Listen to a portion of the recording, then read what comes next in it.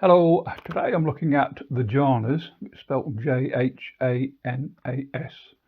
which sort of translated, I suppose, as meditation steps. Now, I've taken these from the Pali Canon Majjhima Nikaya, number 51, but it's also repeated in other the suttas in the Majjhima Nikaya.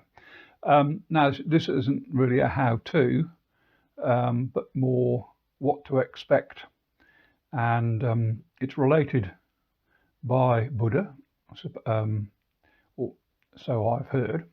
And so so it starts with discussing how a person should behave in the Buddhist fashion, if they're becoming a monk or a monk.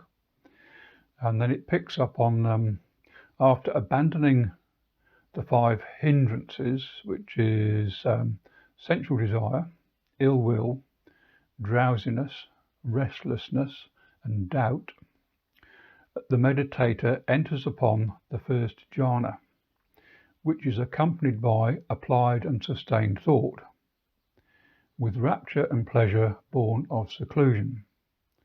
So there's an intent that the meditator has to concentrate to achieve this state, i.e. applied sustained thought. Now, with the stilling of applied and sustained thought, the meditator enters upon and abides in the second jhana, which has self-confidence and singleness of mind, without applied and sustained thought. So the applied and sustained thought has worked and reached a sort of plateau of self-confidence and singleness of mind, with rapture and pleasure born of the concentration. Now, when the rapture and pleasure fades away, the meditator abides in equanimity, still mindful and fully aware, still feeling pleasure with the body. The meditator enters and abides in the third jhana. So the rapture sort of faded away, and equanimity, sort of complete calm and steadiness has arisen. And it continues with the abandoning of pleasure and pain, and with the previous disappearance of joy and grief, the meditator enters upon the fourth jhana, which has neither pain nor pleasure, and has purity of mindfulness due to equanimity. So part of the meditation process is sense awareness, which we all live with. And part of the procedure is to interrogate these sense pleasures to see if they're pleasant, painful, or neutral. And the sense awareness is obviously sound, sight, touch, smell, taste, and the mind sense. So then goes on, when this concentrated, purified mind is achieved, the meditator directs the mind, i.e. a conscious decision. It's not you're sitting there and it just happens, so it sounds like you have to actually make the conscious decision. The meditator directs the mind to knowledge of the recollection of past lives, many hundreds of thousands of births, many eons of world contraction and world expansion. And just as an aside here, it's interesting to note that they now sort of recognizing, or science is recognizing, there may be a cyclic universe theory. So this is from 2,500 years ago, and they're just beginning to recognize it. So, but anyway, moving on.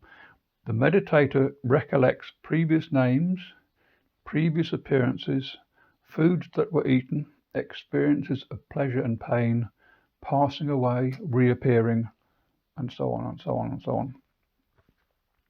And then the meditator directs the mind, again, note the word directs the mind, to the knowledge of the passing away of beings and the reappearance of beings. then the realization how beings pass on according to their actions. So this is the karmic part. So those ill-conducted reappear in a bad destination, even in hell, it says. Those well-conducted reappear in a good destination. So with this achieved, with the meditator directing the mind to knowledge of the meditator directs the mind to knowledge of the destruction of the taints, understanding as it actually is. So recognizing there is suffering, this is suffering, this is the origin of suffering, and this is the cessation of suffering. So that alludes to the Four Noble Truths. So realization of the Four Noble Truths. Once this is achieved, the mind is liberated from the taint of sense desires, from the taint of being, and from the taint of ignorance. At this point, the meditator understands birth is destroyed, the holy life has been lived, what had to be done has been done, there is no more coming to any state of being. And that's where the description of the jhanas ends in the sutta. So I hope that's a helpful background to what's stated several times in the Majjhima Nikaya. Thanks for watching.